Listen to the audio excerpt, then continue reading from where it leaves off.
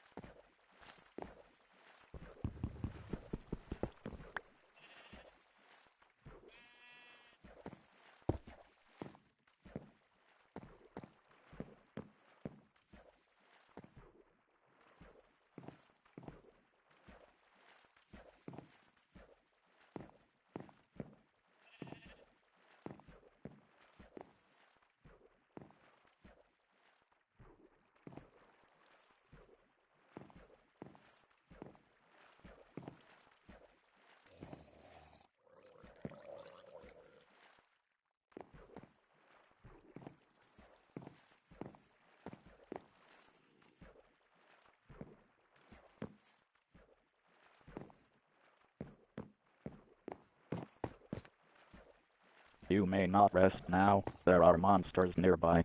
You may not rest now, there are monsters nearby.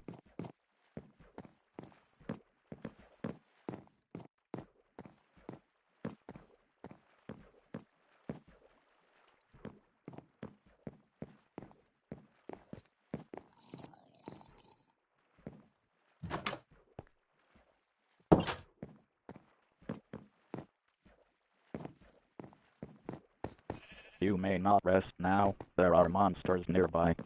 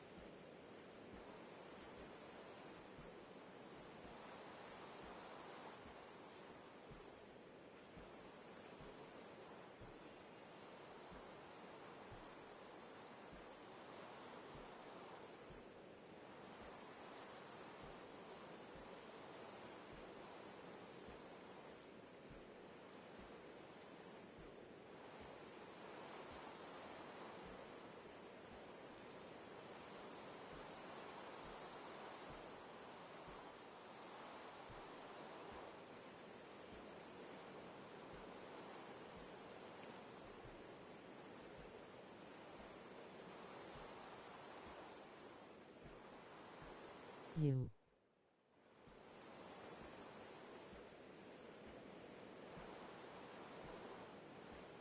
RanGz is waving.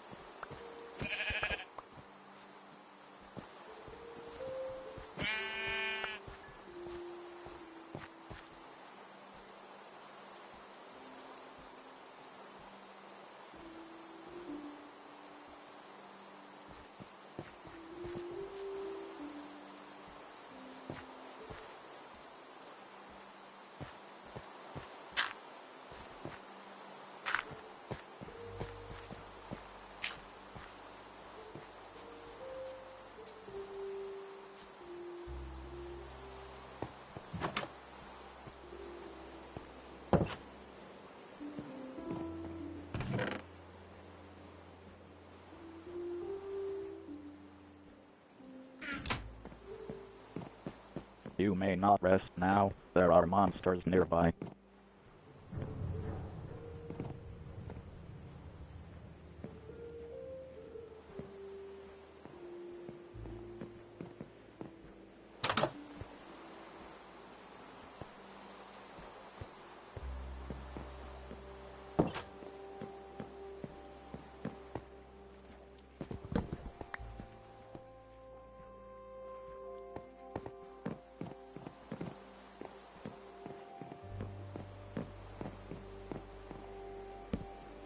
Respawn point set.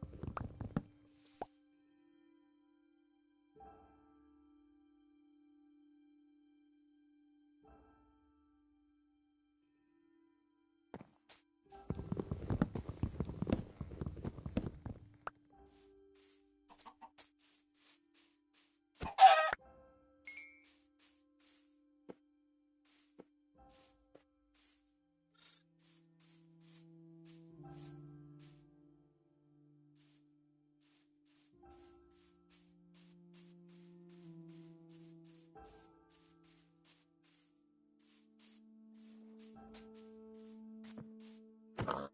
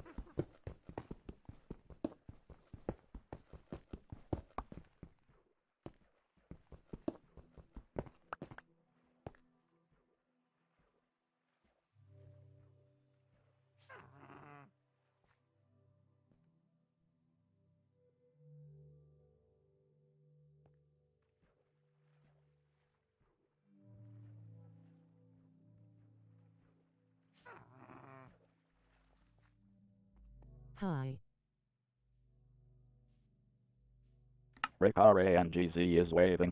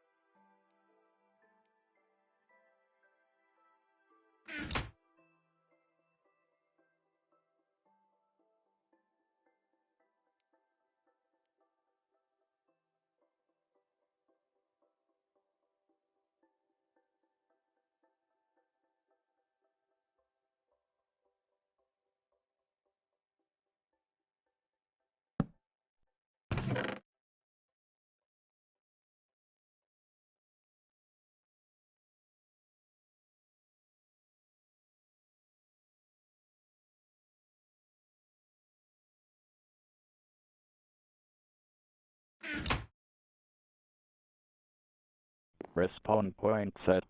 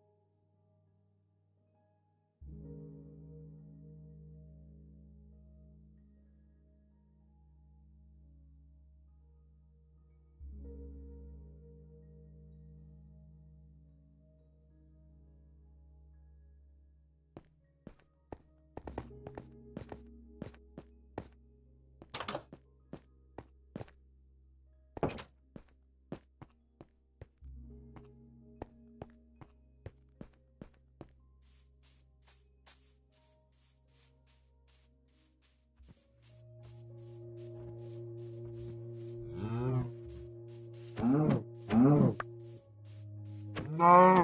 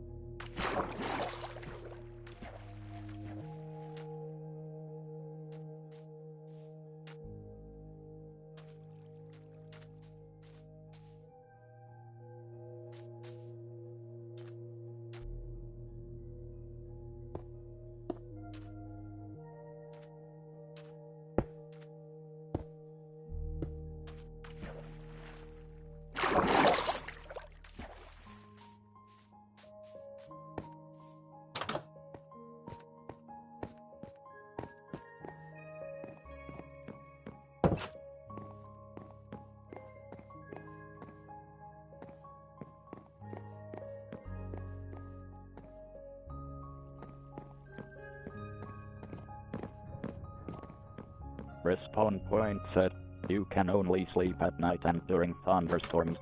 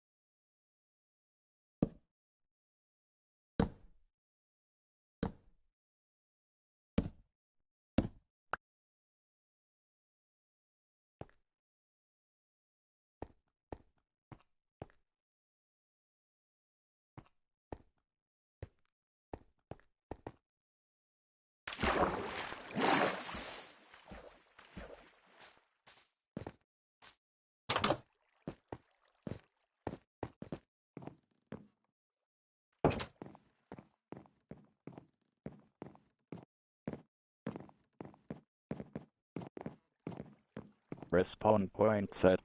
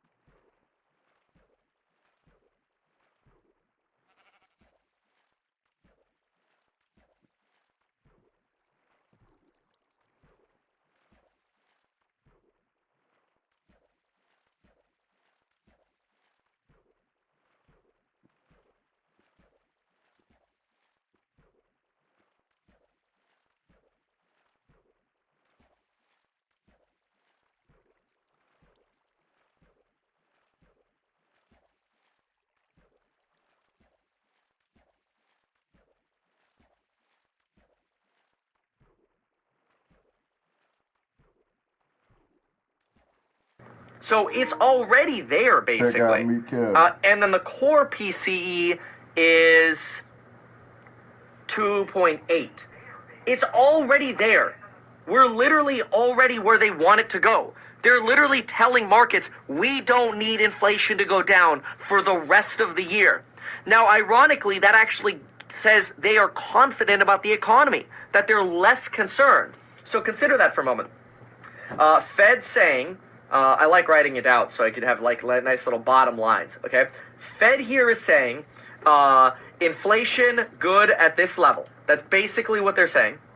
And number two is we're not concerned about the economy yet.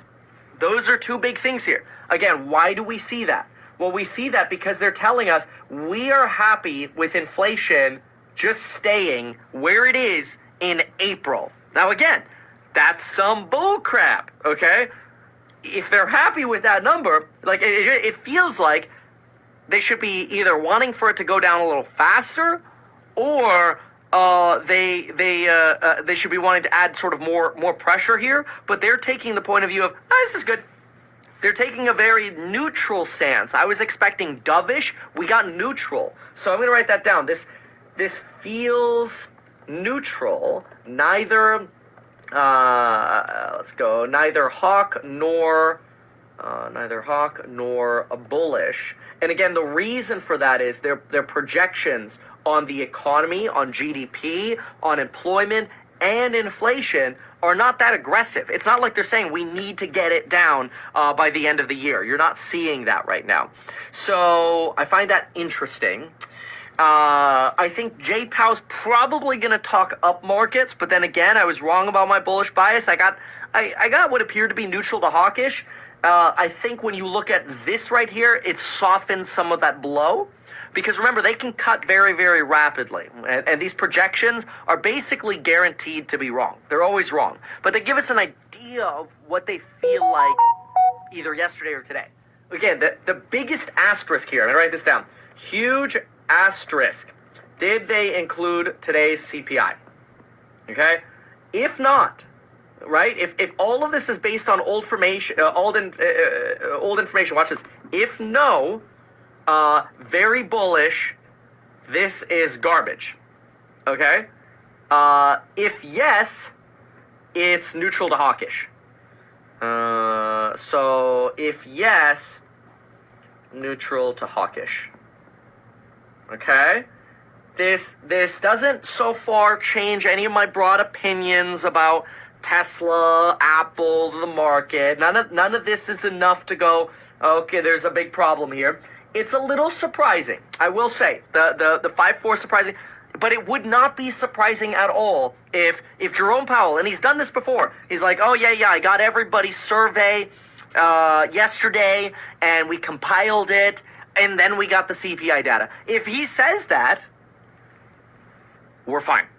We're going to the moon, baby. So it's all, as usual, going to come to the Q&A, which we need to make Fed bingo. Now, keep in mind, today is coupon expiration day. So if you need a good deal, the best deal you're going to be able to get going forward, it is at meetkevin.com. Email us at staff@meetkevin.com if you have questions. A lot of people don't seem to have any questions. I'm seeing people bundle up without even emailing us, which is good because, like, often we just point people to the bundles that we have.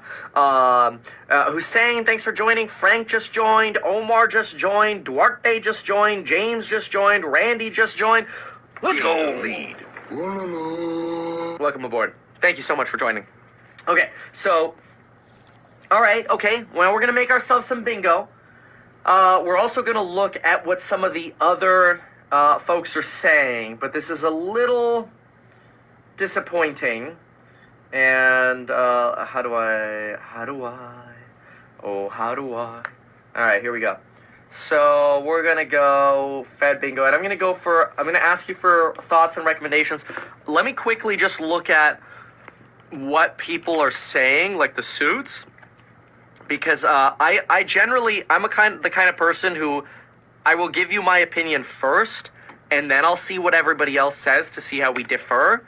most people on social media, and it's not a bad thing, it's probably a lot smarter, most people on social media will look at what other people are saying first, and then they'll say something, which is fine. Again, that's smarter. Don't be like me. I'm loud and aggressive. 4 Fed officials see no rate cuts this year. 7 see 1 cut. 8 see 2 cuts. This means a narrow majority see no more than 1 rate cut this year. Okay, that's fine. Yeah, okay. And there were really no changes in the statements, so that's freaking boring. Whatever. This is so far as this is until I know if they included CPI today. So far, this is a nothing burger. Longer run estimate. Okay, I've already talked about this. Y'all are boring. Come on, give me something new. Mohammed Alarian says he is wondering whether the FOMC forecast fully reflects the CPI print this morning. Let's go! That's what I'm talking about! This guy knows what's up! He knows what's up! Because I, like, seriously, after the inflation report this morning, there's some bullshit. I need to censor, just in case children are watching, some poopy doopy. I have 7 children, I know. Lauren gets mad at me all the time. All the time. Don't sue me, bro. All right. This is, it's worth noting the decision was unanimous. Oh, duh, man. They need to build credibility. Oh, let's see what this guy's saying while I build bingo. Going down, and even if they stop here like auto insurance, do you really think it's going to go dramatically lower in the future? I don't. Kelly, I know. Back to you. I know you don't. I don't think many of us are expecting a break. Rick, thank you very much, Rick Santelli. We're moments away from Chair Powell's press conference. We'll take you there live as soon as it happens, about 17 minutes from now. But first, we'll take a quick break with the Dow down slightly and the Nasdaq still up more than 1.5% and near record levels. Don't go anywhere. Watch these. Don't go anywhere.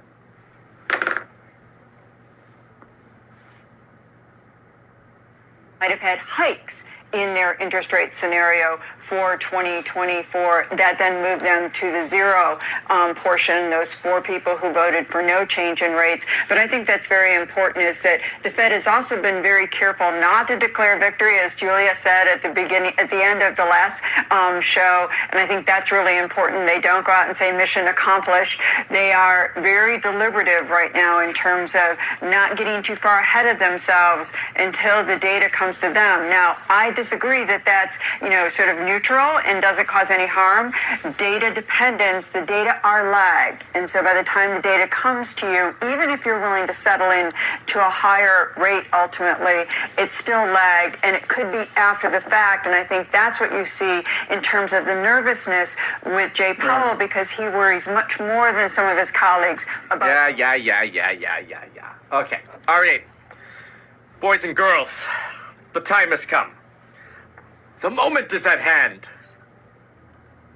We're going to play Fed Bingo. All right. So, wait, I think I have too many columns here. 1, 2, 3, 4. Oh, I messed it up. I think I just need to get rid of the far right one. Dude, I can't even do bingo right. I'm that stupid. No, is it right? I need a middle. No, that was right. 1, 2, 3, 4, 5, 6. No, that's too many. That doesn't give you a middle. Oops. Okay, I'm going to remove that one. And then I have 1, 2, 3, 4, 5. Okay, yeah. That's my freebie right there. Very uneven bingo. Okay, this is going to be J Pow on time. All right? So then we're going to have, he's going to say, this was welcomed report. Okay? Something about how, like, X does not make a trend. Something about how still view that broader inflation will slow in the second half. Too early now. Too early to tell. Our job is not done. Our job is not done.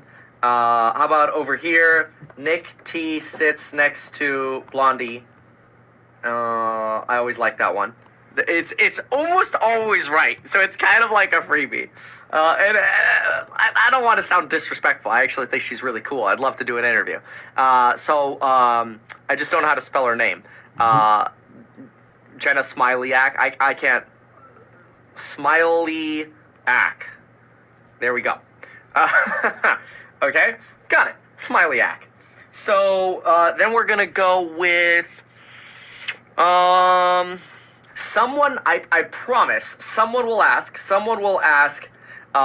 Did you incorporate CPI into SEP?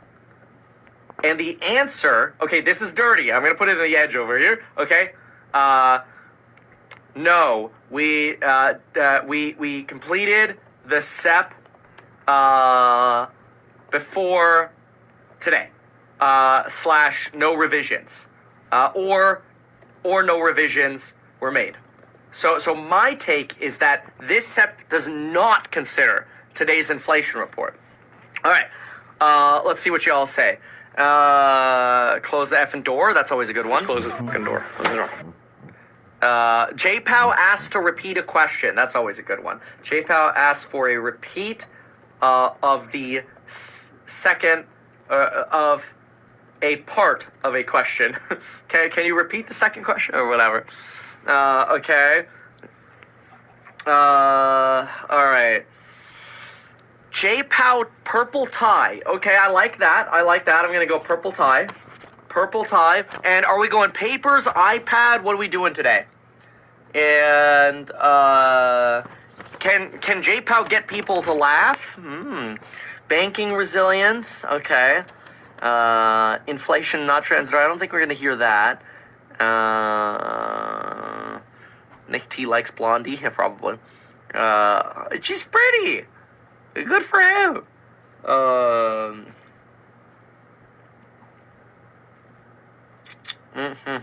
Like we need more people like her in the finance space. You know, like I'm sending out for applications. If you want a job, you can email us at jobs@meetkevin.com. Just include like a 60-second pitch video. I get like virtually no women that apply. And I'm like, what is this business? It's just like a dude business. Finance. Like finance bros. People are like, Kevin, when are you going to hire a woman? I'm like, I'm trying. You know, Lauren, you know how many people she has working for her? Like 10 people. How many of them are dudes? 0. All women. Nanny, finance. All right, I need more. I need more. Okay, what else? What else are we gonna see here? Come on, man. Come on. Let's focus. Focus. I can't focus though. Why can't I focus? Because I'm making too much money on those Apple calls. Let's go. I just like tripled down right before the Fed meeting too. That's why I was so pissed when. And we talked about this all in the course member live stream. I gave my whole thesis and everything on trades today. Oh, that's nice. Okay, good. Let's see if we can keep that going. I got a lot of options out there right now. This is crazy. The Apple calls I just bought are up 47%, and I sent an alert on those in the Stocks and Site group, which you get lifetime access to. No guarantees. Past performance indicates future results. But I sent an alert to those like 30 minutes ago. And you know what I have to say to that, right? I think you do.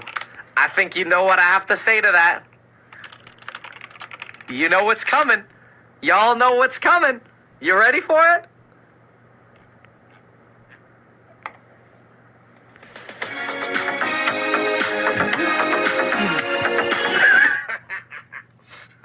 I had to, I'm sorry. Oh. All right. Whew, I need some more coffee. All right. Let's, okay, damn. Who came to a JPow meeting expecting to get rickrolled?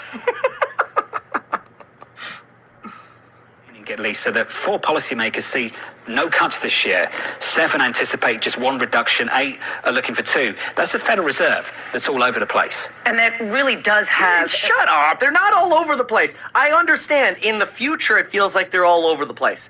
But this, they always say, they try to project unanimity. That is not all over the place, sir. They're all where I don't want them to be. They're all in the wrong place. They's gonna overdo it. I think those are a couple other things we could put in there, like the risks to over-tightening are in better balance, right? Risks to over-tightening. Probably going to see something about maybe immigration. I don't know. We could see part-time versus full-time workers. That would be nice. Part-time versus full-time workers talk. That would be nice. Not really worried about a wage price spiral. Things are looking good there. Bro, stop going up. No, it's too fast. Stop it, Apple. I don't have enough calls. No. Happening on the ground. Look, I would just characterize all this as an incremental shift in Fed thinking, that they were trying to target us to the middle of the year. Inflation didn't cooperate, so they shifted things back. I would encourage them, like Mohammed is saying, to take some stands on longer term structural views. But why? So you can ruin their credibility even more? That we have. Michael, how exposed are they? I go back to the Bank of America work of their very retired Ethan Harris's wonderful book, Ben Bernanke's Fed. Okay, great. Are we still back at Ben Bernanke or Alan Greenspan's Fed, where they are exceptionally exposed? I don't think so. I just think it's they believe, I think as you're noting in the dots, there's a wide disparity of views, and sometimes pulling the view out of the median is a... You're so boring, dude. That's more entertaining. Filled with Blackstone. Thank you. I had someone this morning have the balls to say, so are you like an institutional trying to buy from mom and pops? I'm like, I'm a startup. We've been in business as a house hack for 9 months. We're trying to do a better job for America than Invitation Homes and Blackstone and BlackRock and all these companies, and to put them back in their place. I'm like, how dare you? You're a fraud. The fraud part did come up. That was a different part of the discussion, though. Anyway, so you got to defend yourself. You got to have the balls to defend yourself, especially when you know it's right. All right. So, what else here? Our inflation insights say the forecast suggests participants have inflation PTSD. No, they just did the stupid forecast before. Stupid. Other than modest further progress, the FOMC statement is barely changed. KPMG says the economy is still hanging in there. They are being bullish on the economy. So I might put no material weakening of the economy. No material weakening of economy. We could put banks are resilient. What are some other... I got to fill this up. I got like 7 minutes to fill this sucker up. Do expect... right before JPOW comes out, do expect potential red candles, okay? This is normal, okay? So you expect right before, I told everybody this morning on the live stream, and I told people in the office, I'm like, look, the stocks are probably going to sell down right before the summary of economic projections, and then usually what happens after that is you see it sell down right before JPOW comes out. And then once JPOW done, let's just stand bullish. All right, I got to finish this stupid chart. What investors hear or don't hear from Chair Powell during the Q&A. Meantime, let's bring in our friend Don Peebles. He's the chairman and CEO of Peebles Corporation. Peebles. Remember, if you were watching yesterday, he was the only member of our mock Fed panel to vote for a cut in interest rates. Don? Oh, well, then this guy's credibility just went out the window. Once again, for those who weren't here with us yesterday, why you thought a cut was appropriate. I thought it was a very interesting point of view, and just basically your reaction to what you sense the Fed has done and said here. Well, first of all, the reaction is no surprise, but growing disappointment. The reason I think they should have reduced rates is what's happening to the banking system right now. If you look at local and regional banks, they have over 80% of the exposure to commercial real estate loans. Office buildings are in a free fall in major cities around the country, Washington, D.C., New York City, and Chicago, and so on. And so those two things are threatening the banking industry, and you add the interest rates to commercial real estate borrowers has more than doubled in the last 2. Hey, this is really important. I just looked this up. Okay, it's coming in right now. I just looked up picture of bear in the dictionary? Oh, no. Oh, no. There is a big day of reckoning coming for small and mid-sized banks because of their exposure to commercial real estate, presumably to some commercial real estate companies. I don't know whether you would include your own in there. I hope not. But that there is a day of reckoning coming and that the Fed is missing it, swinging and missing it. Yes, what I'm saying is that their treatment or their cure is going to kill the patient in some regards because, again, there's a big day of reckoning coming. And in fact, the FDIC issued a report about 2 weeks ago indicating that over 600 banks would be insolvent, local and regional banks, if they had to mark their commercial real estate portfolios down to market. And those properties are not going to recover anytime soon because these high cost of interest rates are strangling businesses in the economy that relies on debt. And then, of course, the consumer is getting hit hard because the cost of housing is doubled because of interest rates, and the cost to buy or lease a car has doubled. And so those are big purchases for consumers, and that we're going to see the effect of that. I mean, consumers have $1.8 trillion of COVID relief money, and that stimulus. I am so tired of listening to this. This is like, where's my clown emoji when I need it? I'm sorry. Like, how do you go into this meeting expecting a cut? That the Fed doesn't. They've always pre-signal, man. Asymmetrical tails. I start asking, what are the buffers in the economy? And that's where I start getting worried.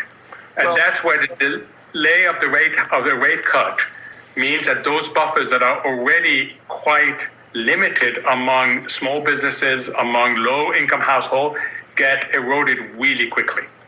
Mohammed, you've been around as long as I have. You're right. We've only seen one soft landing in our investment career, and this is 40 plus years, and that was in '95. So soft landings are incredibly hard to engineer. In fact, just the probabilities are way against you. But what worked in '95 is, I think, what you're alluding to. The Fed came in and started cutting rates. They cut rates. Blah, blah, blah, blah. Okay, listen, we got to finish this. So we got like 2 minutes to go here. Okay, get your popcorn ready. This is the sheet I got so far. I put banks as resilient in, part-time workers versus full-time workers talk, no material weakening of the economy. I need more stuff here. Risks to over-tightening, / better balance. Better balance. The quote, our job is not done. Jay Powell asked to repeat part of a question. We completed the step before today. Asked about Trump or his future career, like getting fired.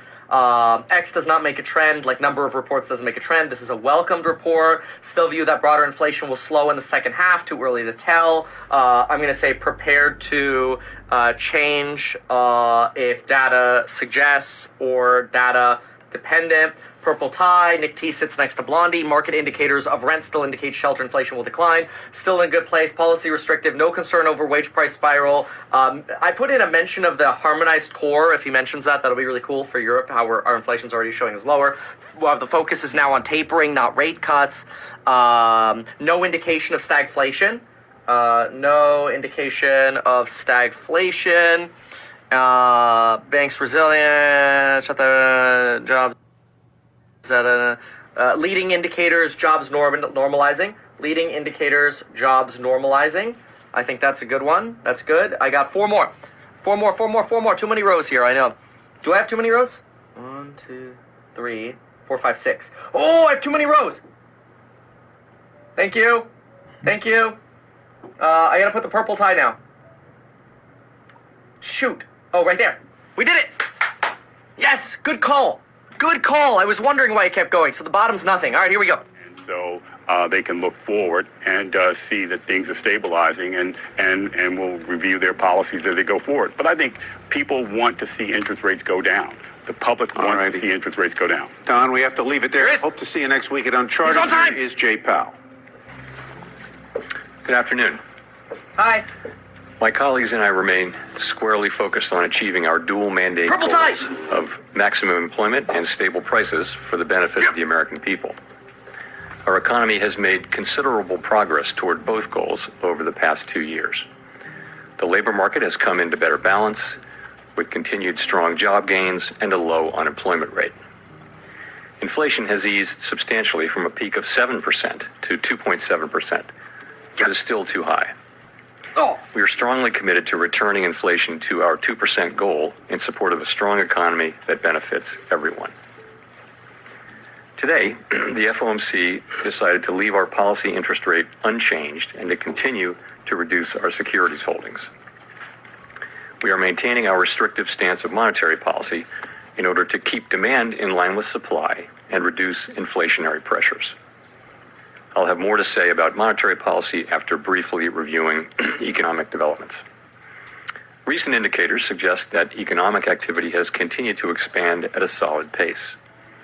Although GDP growth moderated from 3.4% in the fourth quarter of last year to 1.3% in the first quarter, private domestic final purchases, which excludes inventory investment, government spending, and net exports, and usually sends a clearer signal on underlying demand, grew at 2.8% in the first quarter, nearly as strong as the second half of 2023. Growth of consumer spending has slowed from last year's robust pace, but remains solid. And investment in equipment and intangibles has picked up from its anemic pace last year. Improving supply conditions have supported resilient demand and the strong performance of the U.S. economy over the past year. In our summary of economic projections, committee participants generally expect GDP growth to slow from last year's pace, with a median projection of 2.1% this year and 2.0% over the next 2 years. In the labor market, supply and demand conditions have come into better balance. Payroll job gains averaged 218,000 jobs per month in April and May, a pace that is still strong, but a bit below that seen in the first quarter. The unemployment rate ticked up, but remains low at 4%. Strong job creation over the past couple of years has been accompanied by an increase in the supply of workers, reflecting increases in participation among individuals aged 25 to 54 years and a continued strong pace of immigration. Nominal wage growth has eased over the past year, and the jobs to workers gap has narrowed. Overall, a broad set of indicators suggests that conditions in the labor market have returned to about where they stood on the eve of the pandemic, relatively tight but not overheated. FOMC participants expect labor market strength to continue. The median unemployment rate projection in the SEP is 4.0% at the end of this year and 4.2% at the end of next year. Inflation has eased notably over the past 2 years, but remains above our longer-run goal of 2%. Total PCE prices rose 2.7% over the 12 months ending in April. Excluding the volatile food and energy categories, core PCE prices rose 2.8%. The Consumer Price Index, which came out this morning and tends to run higher than the PCE price index, rose 3.3% over the 12 months ending in May, and the core CPI rose 3.4%. The inflation data received earlier this year were higher than expected, though more recent monthly readings have eased somewhat. Longer-term inflation expectations appear to remain well anchored, as reflected in a broad range of surveys of households and businesses and forecasters, as well as measures from financial markets. The median projection in the SEP for total PCE inflation is 2.6% this year, 2.3% next year, and 2.0% in 2026. My colleagues and I are acutely aware that high inflation imposes significant hardship as it erodes purchasing power, especially for those least able to meet the higher costs of essentials like food, housing, and transportation. Our monetary policy actions are guided by our dual mandate to promote maximum employment and stable prices for the American people. In support of these goals, the committee decided at today's meeting to maintain the target range for the federal funds rate at 5.25% to 5.5%, and to continue reducing our securities holdings. As labor market tightness has eased and inflation has declined over the past year, the risks to achieving our employment and inflation goals have moved toward better balance. The economic outlook is uncertain, however, and we remain highly attentive to inflation risks. We've stated that we do not expect it will be appropriate to reduce the target range for the federal funds rate until we have gained greater confidence that inflation is moving sustainably toward 2%. So far this year, the data have not given us that greater confidence. The most recent inflation readings have been more favorable than earlier in the year, however, and there has been modest further progress toward our inflation objective. We'll need to see more good data to bolster our confidence that inflation is moving sustainably toward 2%. Yeah. We know that reducing policy restraint too soon or too much could result in a reversal of the progress that we've seen on inflation. At the same time, reducing policy restraint too late or too little could unduly weaken economic activity and employment. In considering any adjustments to the target range for the federal funds rate, the committee will carefully assess incoming data, the evolving outlook, and the balance of risks. In our SCP, FOMC participants wrote down their individual assessments of an appropriate path for the federal funds rate. Based on what each participant judges to be the most likely scenario going forward. If the economy evolves as expected, the median participant projects that the appropriate level of the federal funds rate will be 5.1% at the end of this year, 4.1% at the end of 2025, and 3.1% at the end of 2026. But these projections are not a committee plan or any kind of a decision. As the economy evolves, assessments of the appropriate policy path will adjust in order to best promote our maximum employment and price stability. Watering it down. If the economy remains solid and inflation persists, we're prepared to maintain the current target range for the federal funds rate as long as not hike. If the labor market were to weaken unexpectedly, or if inflation were to fall more quickly than anticipated, we're prepared to respond. Policy is well positioned to deal with the risks and uncertainties that we face in pursuing both sides of our dual mandate. We'll continue to make our decisions meeting by meeting, based on the totality of the data and its implications for the outlook and the balance of risks. The Fed has been assigned two goals for monetary policy: maximum employment and stable prices. We remain committed to bringing inflation back down to our 2% goal and to keeping longer-term inflation expectations well anchored.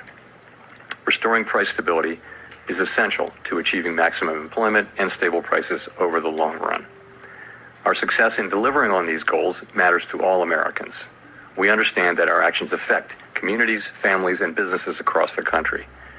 Everything we do is in service to our public mission.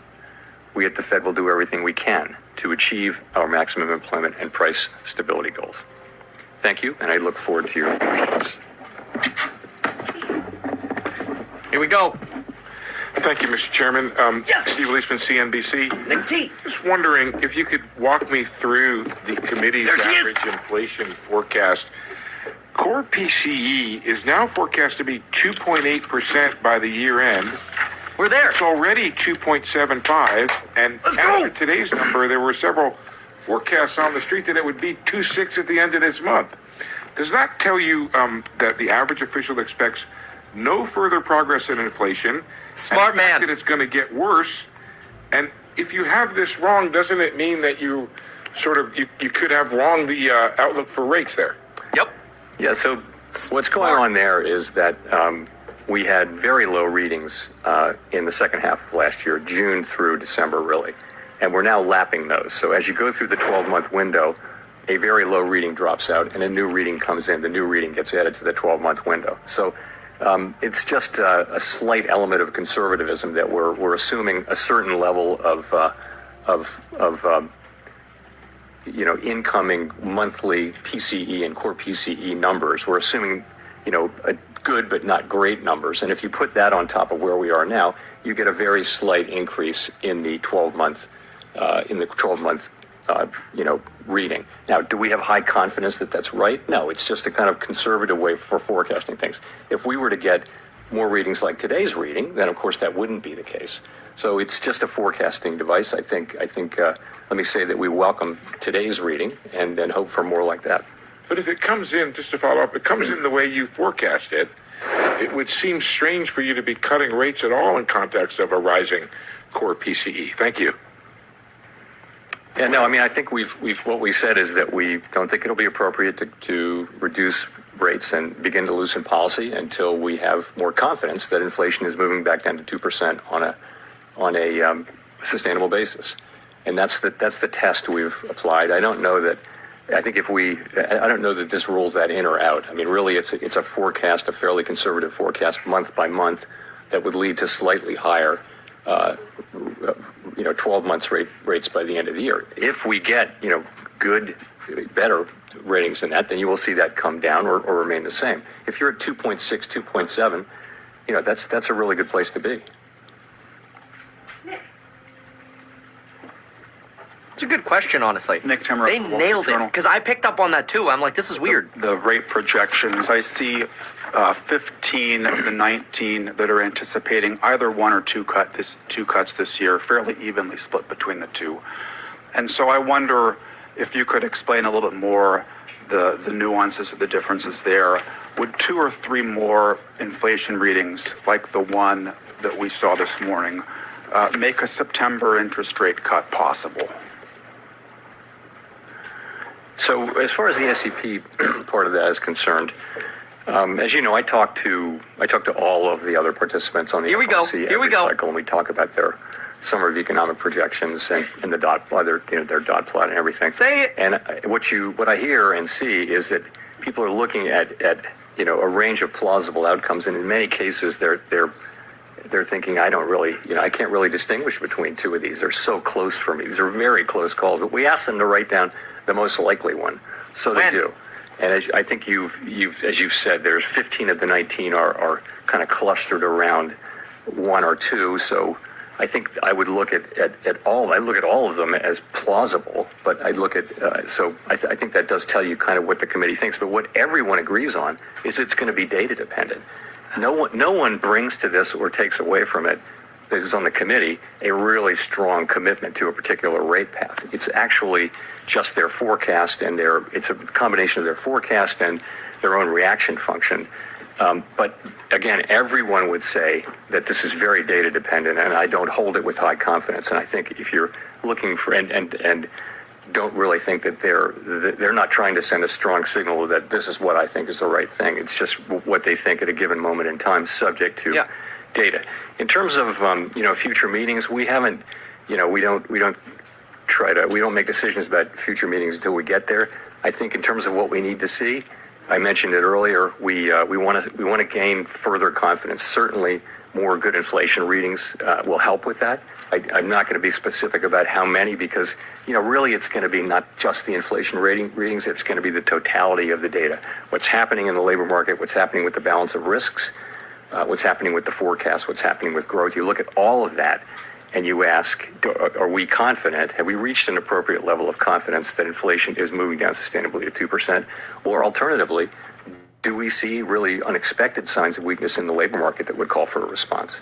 Which is another thing that could happen. But again, we don't see that, and we see today's report as progress and as building confidence. But we don't see ourselves as having the confidence that would warrant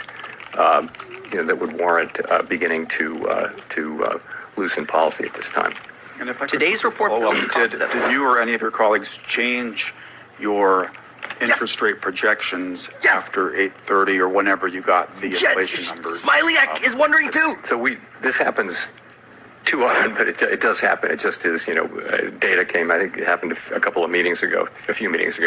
So when that happens, when there's an important data print during the meeting, first day or second day, what we do is we make sure people remember that they have the ability to update. We tell them how to do that. And some people do, some people don't, most people don't. But and I'm not going to get into the specifics, but you have the ability to do that. So that what's in the SEP actually does reflect the data that we got today, to the extent you can reflect it in one day. I think we'll see PPI tomorrow. We'll know more about the PCE reading as the month goes on, but the initial CPI reading and its kind of first level translation to PCE we did have this morning. We were briefed about it, and people were able to consider whether they should make changes. And as I said, some people generally do, but most people generally don't.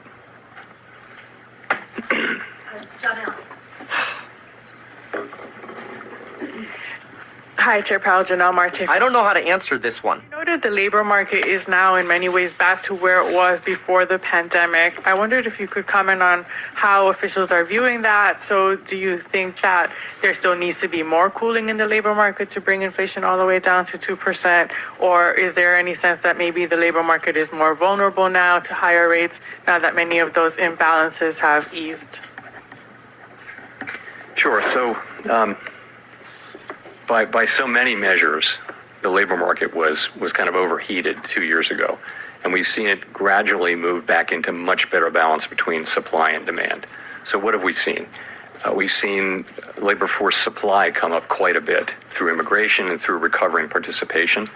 That's ongoing mostly now through the immigration channel, but still we've had some increases in prime age labor force. In terms of on the demand side, we've seen quits moving down. We've seen job openings moving down. We've seen wage increases moving from very, very high levels a couple of years ago back down to more sustainable levels. We have seen unemployment creep up now 0.6 over the course of a year or so, very, very gradually. So you put all that together, what you have is still low unemployment, still 4% unemployment, historically low. But it's moved up a little bit. It's softened a bit, and that's an important statistic. But more than that, you've got strong job creation. You have payroll jobs still coming in strong, even though there's an argument that they may be a bit overstated, but still they're strong. So that's what we see. We watch the labor market, of course, and the economy as a whole, but the labor market very carefully, and that's what we see. We see gradual cooling, gradual moving toward better balance. We're monitoring it carefully for signs of something more than that, but we really don't see that. As a quick follow-up, the surveys that make up the jobs report are showing different tales. There's been some divergence, especially we saw in the last report that we got on Friday. So how do you interpret that, and how does it change your view on the labor market? So sometimes you can't reconcile the differences. You just have to look at it and try to understand, and that's why it always makes sense to look at a series, in 3, 6, and 12 months of things rather than just one report. But you're right to point to the last report where there were job losses in the household survey, job gains, big job gains in the establishment survey. So, we're left with ambiguous results, and we have to deal with that uncertainty around data. Nonetheless, the overall picture is one of a strong and gradually cooling, gradually rebalancing labor market. Job openings, while they've come way down, are still, greater than the number of unemployed people. The jobs workers gap is still a significantly positive number, greater than it was before the pandemic. So overall, we're looking at what is still a very strong labor market, but not the superheated labor market of 2 years ago or even 1 year ago. And remember, today is coupon code expiration day. Go to meetkevin.com to learn more. Prices will be going up tonight at 11:59 p.m. Questions? Staff at meetkevin.com. Quite large shift of rate cut expectations relative to March. That's a period in which the economic data flow hasn't been that dramatic a shift. How can you provide some color on what changed in attitudes on the committee over the last 3 months to see a much shallower path of rate cuts this year? Yeah, the big thing that changed was the inflation forecast. So the inflation forecast moved up several tenths for the end of the year, and as I mentioned earlier in the what did we take away from this? We had really good inflation data in the second half of last year, then kind of a pause in progress in the first quarter, and what we took away from that was that it's probably going to take longer to get the confidence that we need to begin to loosen policy. So the sense of that is that rate cuts that might have taken place this year take place next year. There are fewer rate cuts in the median this year, but there's one more next year. So if you look at year-end 2025 and 26, you're almost exactly where you would have been. Just it's moved later because of that progress. Now you get different data today. So we'll have to see where the data light the way. The economy has repeatedly surprised forecasters in both directions, and today was certainly a better inflation report than almost anybody expected. And we'll just have to see what the incoming data flow brings and how that affects the outlook and the balance of risks. Bullish. All right. Gina Gina Smiler, New York Times. There she is. Thanks for taking our questions. In the Summary of Economic Projections, the long-run interest rate forecast moved up a bit. I wonder if we should read that as a sign that you think that policy is not sort of as restrictive as we previously expected. You know, how should we interpret what that means about how the committee views its current policy setting? So two things about that. One is this. You're right, it did move up, but I want to remember to point out that long-run neutral rate of interest is a long-run concept. It really is a theoretical concept, can't be directly observed, and what it is the interest rate that would hold the economy at equilibrium, maximum employment, and price stability, potentially years in the future where there are no shocks. So it's a little bit, it's not something we observe today.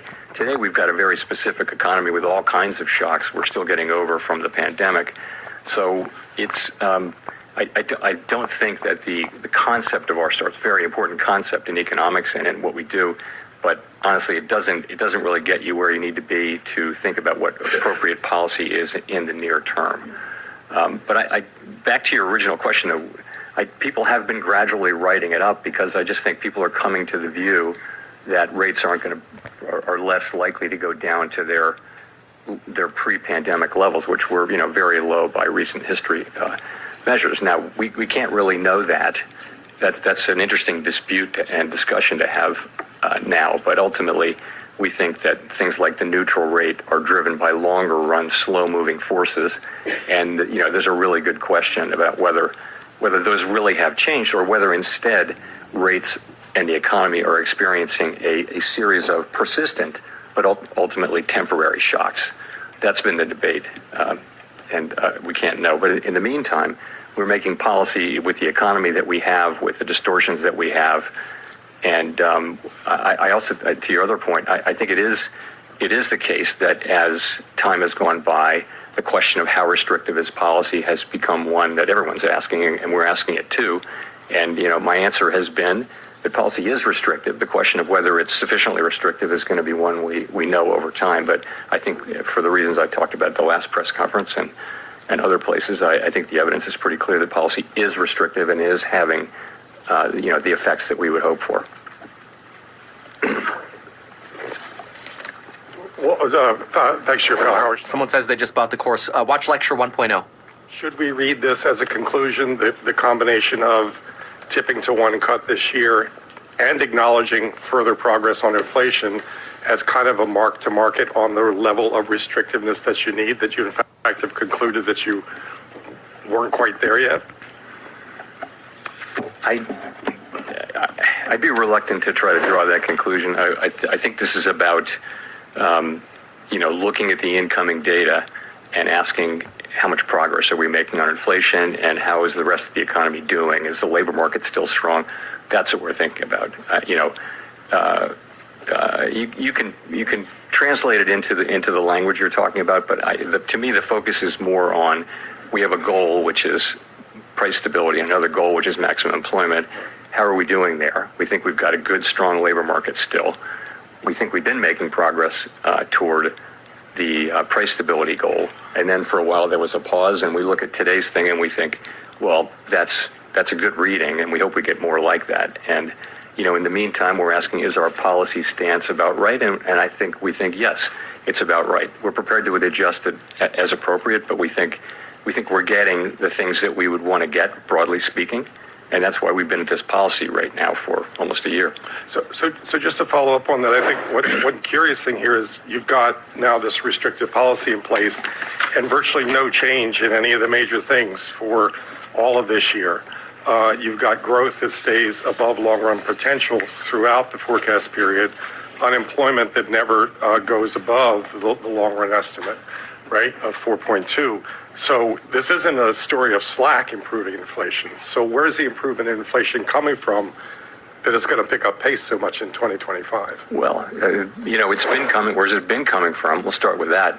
Clearly, a lot of some of what we've been getting is just the reversal of the unwinding of the pandemic-related distortions to both supply and demand, and that is complemented by and amplified, supported by restrictive monetary policy. So those two things have been working together. We've also had a very positive supply shock on the labor side, and also you get a positive supply shock when the supply conditions unwind and return to normal. So you've had, above trend potential growth and high growth, and yet you've had the benefit of inflation coming down, really fast actually last year, and you will see what the rest of this year brings.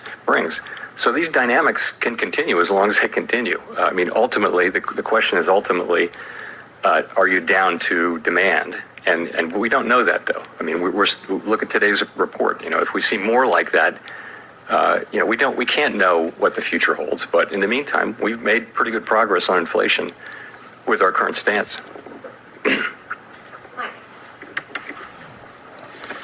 Michael McKee from Bloomberg Radio and Television.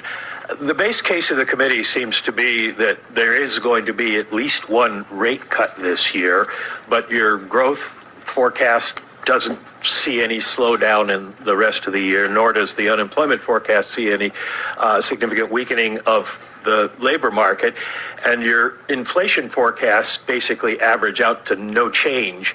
So if at the end of the year there is no change from conditions now, why would you anticipate cutting rates? What would be the point for a rate cut? Well, we think policy is restrictive, and we think ultimately that if you just set policy at a restrictive level, eventually you will see real weakening in the economy. So that's always been the thought, is that since we raised rates this far, we've always been pointing to cuts at a certain point, not to eliminate the possibility of hikes, but no one has that as their base case.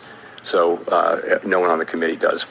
So that's how we think about it, and that's what we've been getting. That's what we've been getting is good progress on inflation with growth at a good level and with a strong labor market. Now, ultimately, we think rates will have to come down to continue to support that, but so far they haven't had to, and that's why we were watching so carefully for signs of weakness. We don't really see that. We kind of see what we wanted to see, which was gradual cooling in demand, gradual rebalancing in the labor market while we're continuing to make progress on inflation. So we're getting good results here. Well, to follow up, is there any kind of concern for the housing industry or financial stability, banks, in leaving rates where they are for too long at this point? On housing, the housing situation is a complicated one, and you can see that's a place where rates are really having a significant effect. Ultimately, the best thing we can do for the housing market is to bring inflation down so that we can bring rates down so that the housing market can continue to normalize. There will still be a national housing shortage, as there was before the pandemic. There will still be one, but the distortions that we see now with lock-ins and things like that, low mortgages.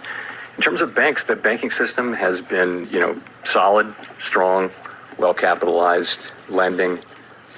We've seen good performance by the banks. We had the turmoil early last year, but banks have been focusing on bringing up their liquidity, bringing up their capital, and having a risk management plans in place. So the banking system, seems to be in good shape. Yep. Thanks. Chris Rugaber at Associated Press. I was wondering if we can, on inflation, if you can tell us a little more about where you see inflationary pressure in the economy. You mentioned labor markets coming into better balance, and inflation expectations appear to be well anchored. You're seeing, anecdotal stories of the large chains like Walmart and Target are announcing price cuts. McDonald's announcing a $5 meal deal. So, people may still be unhappy about prices at the grocery store, but it doesn't seem like there's a lot of inflationary pressure left in this economy. I wonder if you could tell us more about it. I think that's true that inflationary pressures have come down, but we're still getting high inflation readings. So, and I think you can see it in various places. In some parts of non-housing services, you see elevated inflation still, and that's probably it could be to do with wages.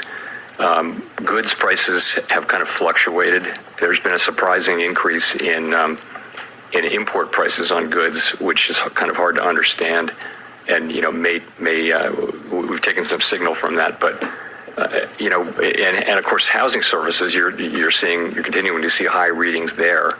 To some extent, that's catch-up inflation from earlier pressures. But I mean, overall, you're right. Inflationary pressures have come down. As I mentioned, the labor market has come into better balance.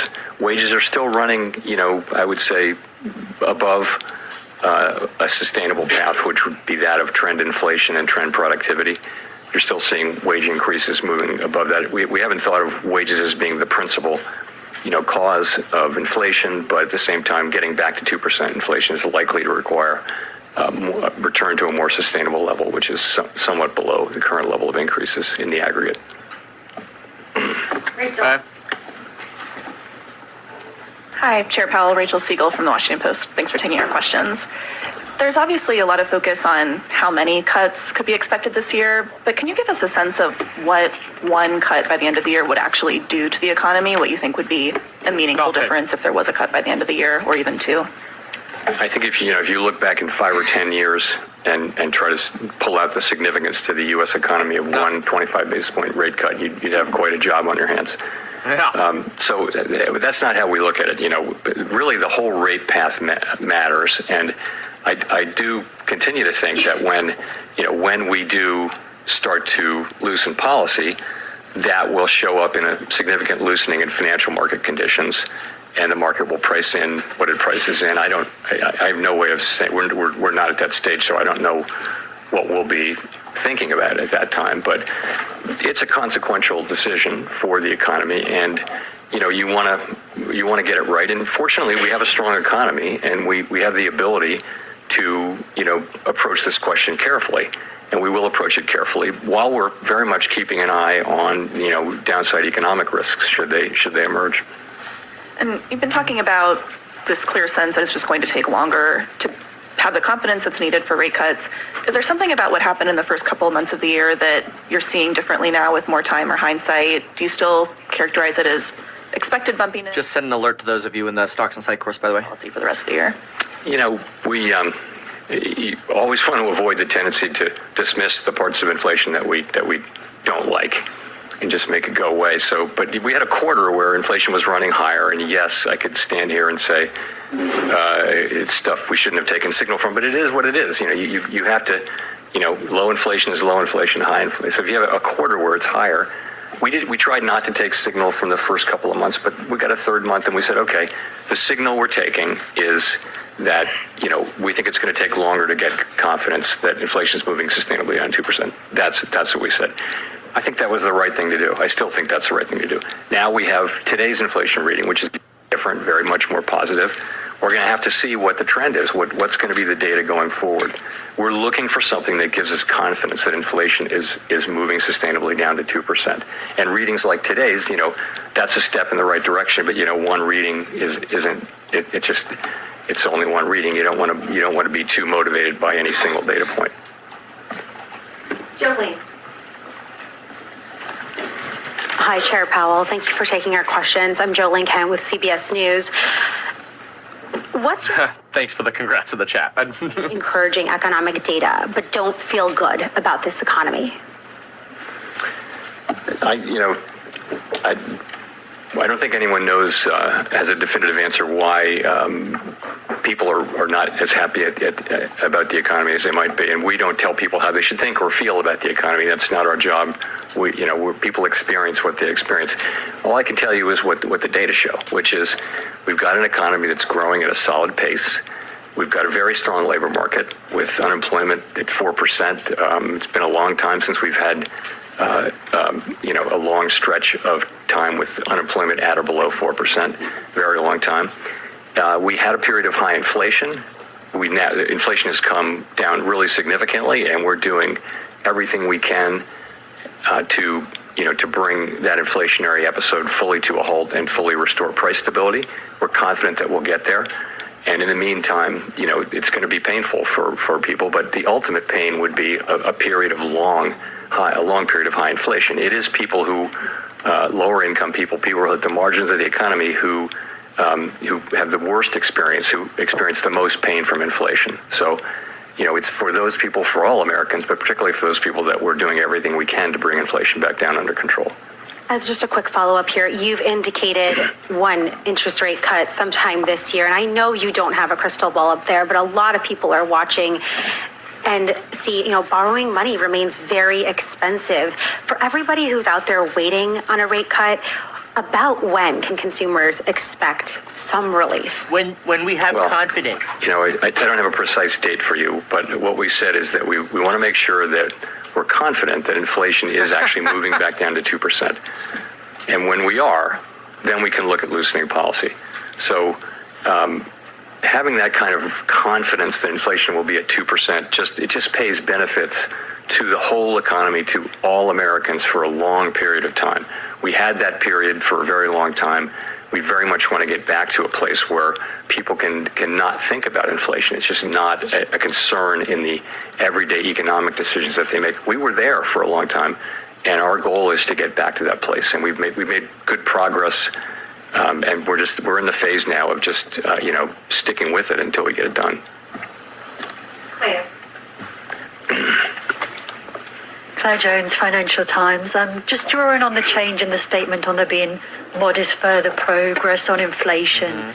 Halfway, through the year and after today's CPI release, what have you and other committee members found that has been particularly encouraging to you? And just in terms of the conservatism, how much of that is about stickiness in shelter inflation in particular? Thank you. So encouraging has been that growth, the growth clearly that we had last year, particularly the second half of last year, and we continue to see still strong growth, or solid growth this year. That's been very encouraging. If you go back a year, there was a real concern about, very much slowing growth and a recession. Many forecasters had that. And that's not what happened. Instead, the U.S. is, anyway, and it's in sharp distinction with many other advanced economies around the world. So that's been encouraging. I would say that today's inflation report is encouraging, but it comes after, several your reports that were not so encouraging. You ask about, your second question was really about shelter inflation. So, I think if you go back a couple of years, we know that there are renters, and then there are people who own their houses, and we have OER, which is owner's equivalent rent. And so when market-based rents go up sharply, as they did at the beginning when the economy reopened, they really went up sharply. Those play into rollover rents much more slowly for existing tenants than they do for new tenants. And so we found now that there are big lags. So there's sort of a bulge of high past increases in market rents. It has to get worked off, and that may take several years. Nonetheless, as long as market rents are going up at relatively low levels, and they still are, this is just going to happen. It just is going to happen more slowly than we thought. We also do sort of this thing where we impute a rental value to owned homes, and that's many countries around the world do that. Some do it differently than us. It's something that the price experts have regularly looked at. It is not something that we're the only country that does, and it's not something we're looking at changing or would look at changing. Anytime soon. But it's true. It's one of the very hardest things in inflation and in prices is how to think about, the services that someone is getting by living in a home that they could rent, but they're actually living in it. And some countries choose to just ignore that, but that's not how we do inflation here. Yeah. We do it the way we do it, and we've been very transparent about it. And it's true that we're seeing delays in realizing what's happening economically, but we understand that. We understand that very well. Yeah, that was sort of a reference to the harmonized core in Europe where they don't use that. For taking the question, Chair Powell. So I want to go back to jobs and the consumer. The last jobs report showed that over the past year, 634,000 more people took multiple jobs. That's up 8.2%. And since January of 2021, we've seen prices rise 19%. So people are using their credit cards to pay for their lifestyle. What pressure points will signal to you that the slowing economy could maybe break companies in terms of hiring or break the consumer in terms of spending? Yeah. So, we monitor all the things you mentioned and more. What we're seeing is basically spending was going up faster than disposable income during big parts of last year rather. And so what that you'd expect to see is people spending more on their credit cards. That has been happening.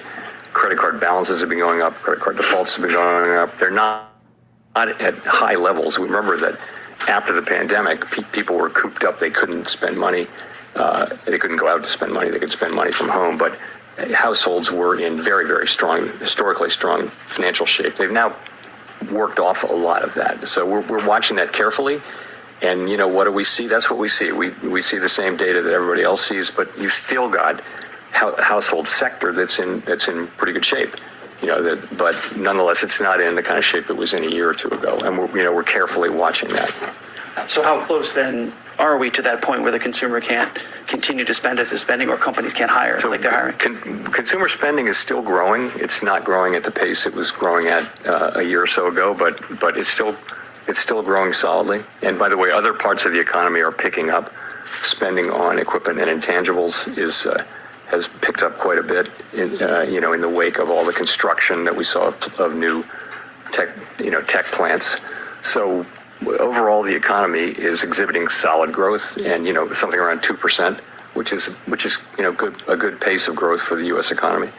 But you're right though. We do see the same thing other people see, which is increasing financial pressures on more lower income people, and the best thing we can do is to foster a very strong jobs economy, which we think we have done.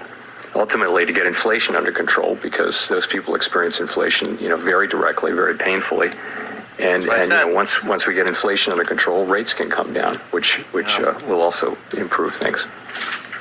Victoria. Hi, Victoria Guida with Politico. You've mentioned that unexpected weakening in the labor market would bring rate cuts sooner, and I was just wondering, can you talk a little bit about what that would look like? Is it more of like a quicker pace of people losing jobs? Is it more the level of the unemployment rate if it were to start to go above 4.2 or something like that? How are you thinking about what you're looking for to see the job market unexpectedly weaken? When I say unexpectedly, the first thing is more than is in our forecast or in common forecasts. So something more than that.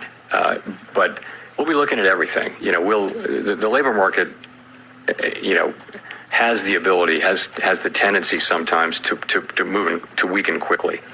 So waiting for that to happen is not what we're doing.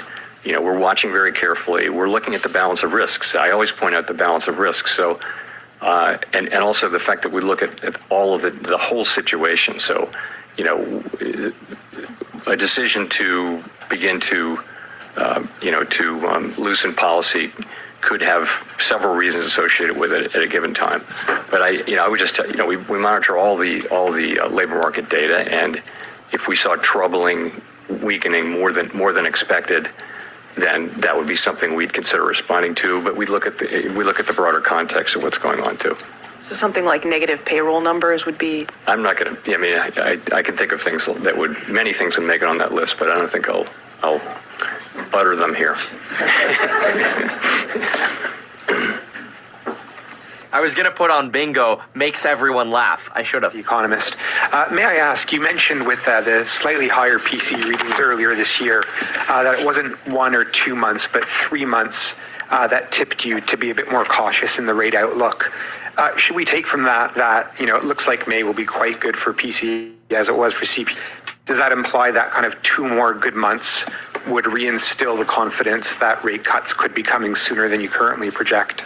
I don't actually have that kind of mechanical thing in my thinking. I get that, as many good ones as we had bad ones, but it's not like that. It's the whole. It's going to be the totality of the data, the labor market data, the growth data. In terms of inflation, you'd want to see real progress that builds your confidence that we are on a path down to 2%. And I don't want to try to give you specific numbers of things because that points to dates, and I just don't think we're not at a point of being able to do that.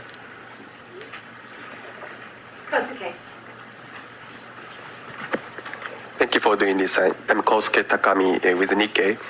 I would like to know about the impact of stronger dollar on U.S. economic growth and prices. And I have no doubt that the market should determine the exchange rate, but Japan and some emerging markets are suffering from the strong dollar. So I want to know if it is having a positive impact on U.S. economy in total. Thank you. So we don't.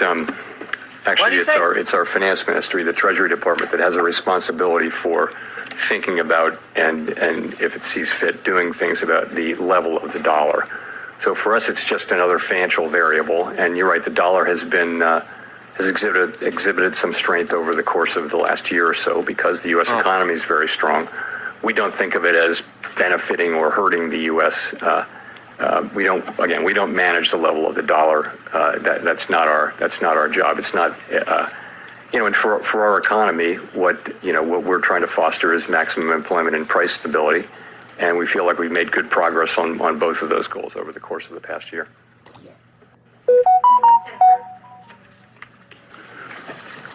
Thank you, Chair Powell. Jennifer Schonberger with Yahoo Finance. You said you would cut rates before inflation falls to 2%. You're forecasting inflation to end the year at 2.8% on core PCE, or at 2.8%, of course, on core PCE.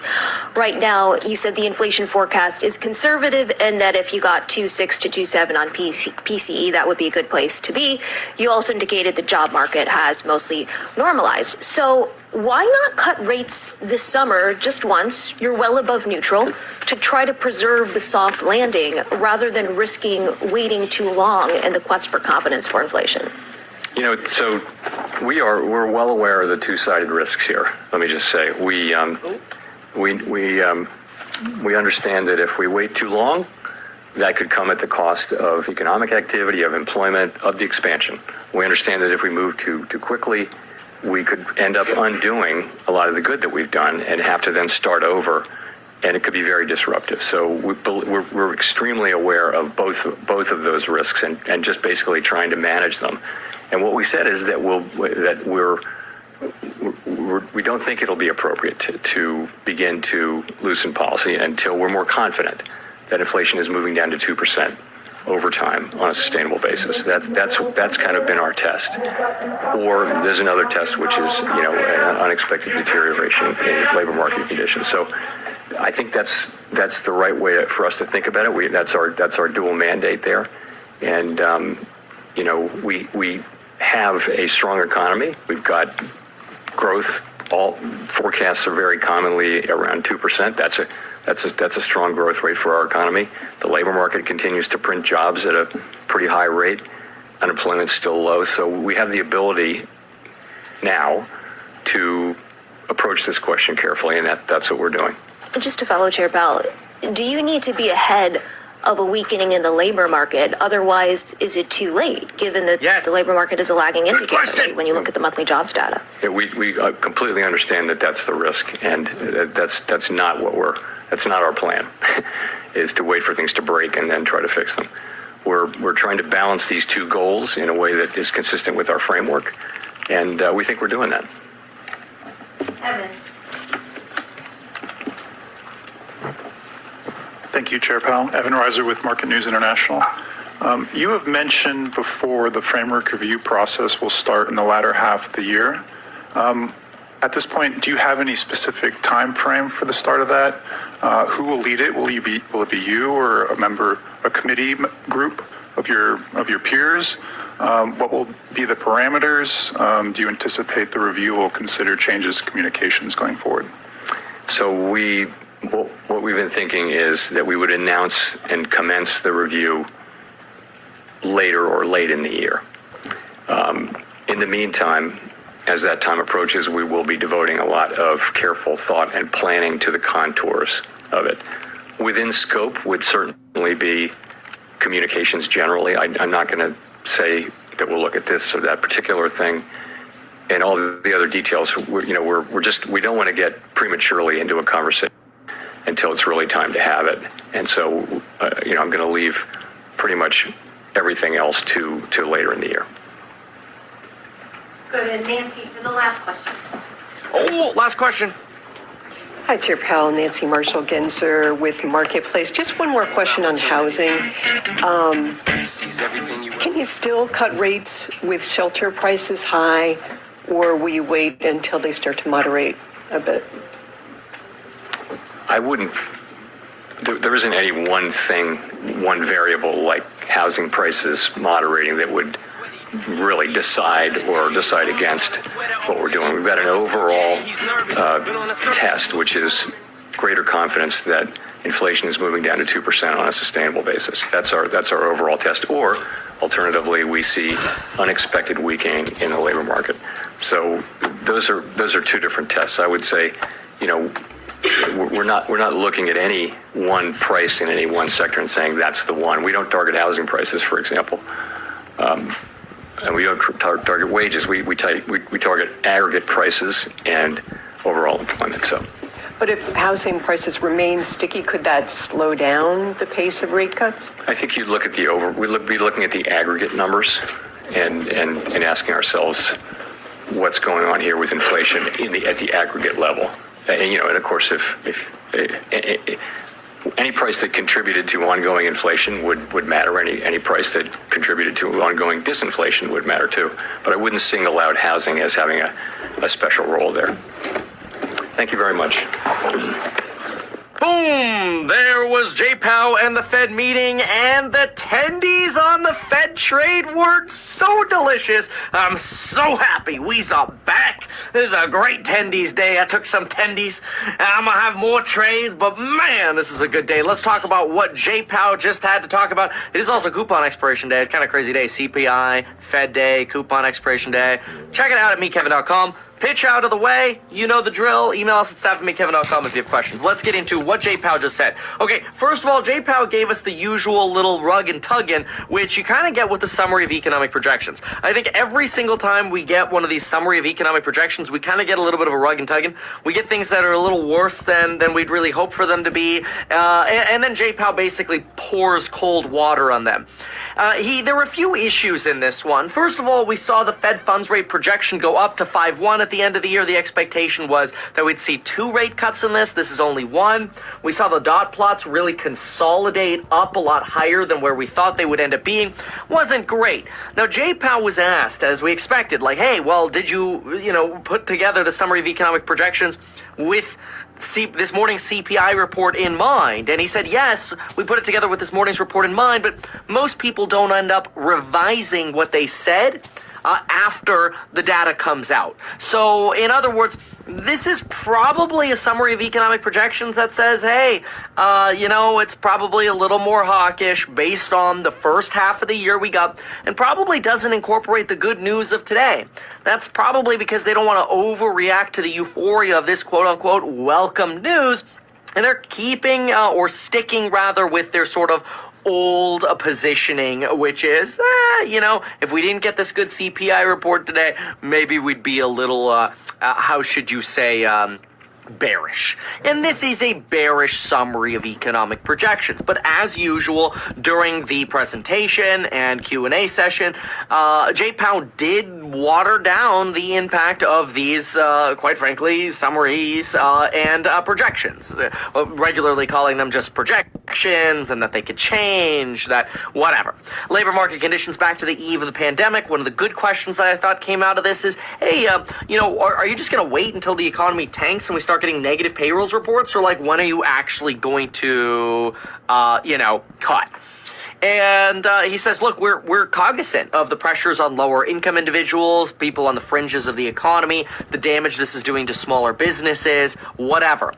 Which is nice to hear him say that, but it's not actually great from the point of view of getting a bullish Powell here. It's kind of like, hey, we see you're suffering. And he literally said, quote, it will be painful, especially for those on the margins of the economy. So it wasn't the most encouraging Powell.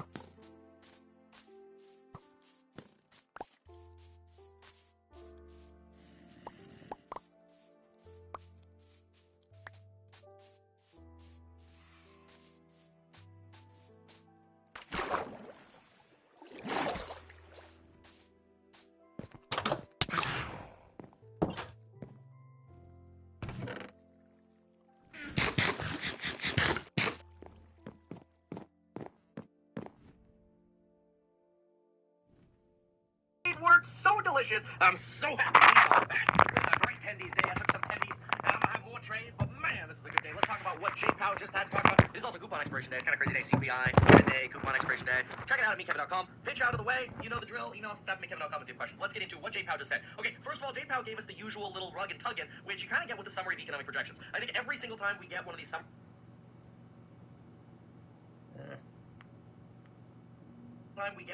of economic projections, we kind of get a little bit of a rug and tugging. We get things that are a little worse than we'd really hope for them to be, and then J-Pow basically pours cold water on them.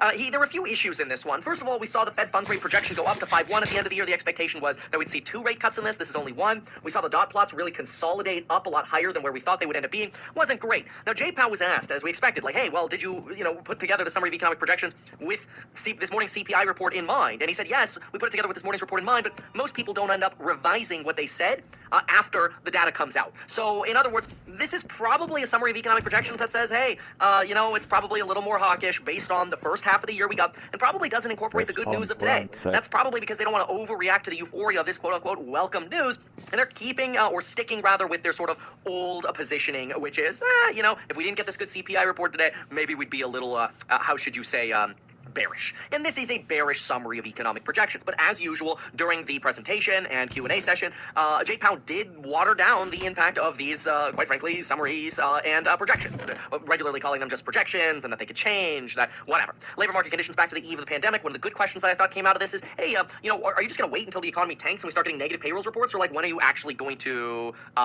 cut? And he says, look, we're cognizant of the pressures on lower income individuals, people on the fringes of the economy, the damage this is doing to smaller businesses, whatever.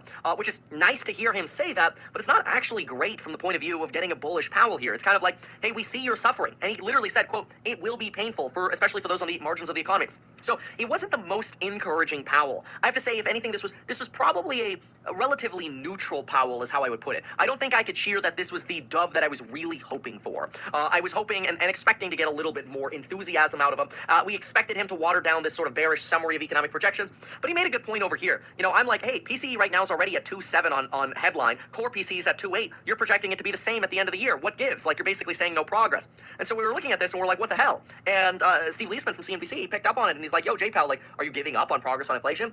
And J-Pow's sort of like, we just think we're going to lap some higher numbers, so it's not that we're not projecting other progress, but it's just that as we lap higher numbers, it's going to be harder for that number to come down more. So in other words, he's kind of reiterating that stickiness. He still sees as the economy broadly strong, the labor market back to the, quote, eve of the pandemic. That's an interesting kind of standard. Oh, yeah, eve of the pandemic. Okay, interesting. But no greater confidence yet, just that we had a welcomed report today. Obviously, it wasn't a great, it wasn't like, it was actually pretty great. Let's just be real. It was a pretty dang good report. But it wasn't something where we were able to get a super dove Fed. And it's not something that I think went as beautifully as it could have, as dovishly as it could have. Now, asked about being potentially too slow. Again, he reiterated they don't want to break things. They want to try to keep in mind what's going on. But he does say, look, it's going to suck. And really, he's asked, like, is a 25 basis point cut at the end of the year, one or two of them basically, is that really going to make a difference? And Jerome Powell acknowledges here, he goes, you'd have a really hard job if your job was to figure out the impact of a 25 basis point cut. So he basically, if I had to sum him up today, I was hoping he'd be dovish. We kind of got a, hey man, we're in a good place. We're just going to coast here until the end of 2025. And quite frankly, nothing changed. We told you in March, we're going to coast until the end of 2025, and we're going to try to get rates to about 4-ish%. And whether we have 2 rate cuts now or 1 rate cut this year or an extra one next year and one fewer this doesn't make much of a difference. So we did get a little bit of hawking there. Not great. Didn't really love that kind of Powell. Not super happy about that. Again, I was looking for some more dovishness. So 1 rate cut not making a difference. Good to know. We did also get some we would have anticipated that already anyway. But the other thing, and I don't know how to pronounce her name correctly, Gina Smilyak, whatever. She mentioned, from the New York Times, the girl who always sits next to Nick T. She mentioned, hey, it looks like you revised up your sort of target long-term federal funds rate from 2.6% to 2.8%.